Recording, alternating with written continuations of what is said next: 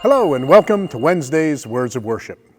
In Luke chapter 5, there's an account of Jesus teaching beside Lake Gennesaret.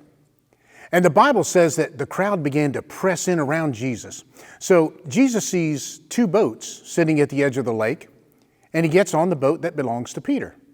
And Jesus asks Peter and his crew to row out just a little distance from the shore. And that way Jesus could teach the crowd and from the boat, and the crowd would not be continuing to press in on him. Peter and his crew obeyed Jesus' request, even though they were tired from a whole night of fishing. And the Bible says that after Jesus was done teaching, he told Peter and his crew to row out further into the deep water and drop their nets. Now, this was a strange request and contrary to Peter's training as a fisherman, because traditionally they would fish during the night in the shallow water, and Jesus was asking them to row out into the deep water during the day. Now, they may have been a little reluctant, but Peter says to Jesus, because you're the one asking me to do it, I'll do it. Now, if you read the rest of the account, you'll know that they caught so many fish, they had to call their partners to bring their boat out, and they filled both boats with so many fish that they began to sink on their way back to shore.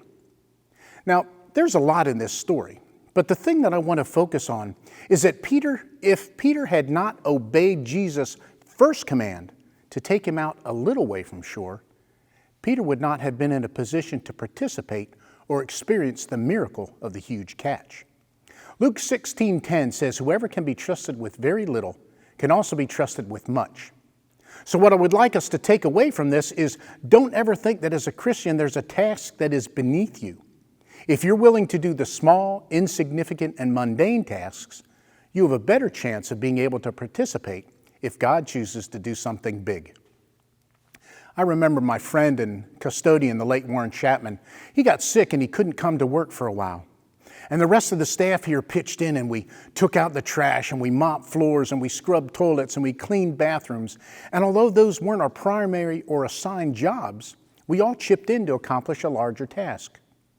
So if you have a task in the church that is behind the scenes or out of the public eye, don't become weary in doing that.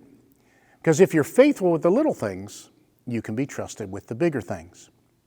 When you're not too proud or too arrogant to perform the menial and the mundane, you're in a much better position to participate when God does something big.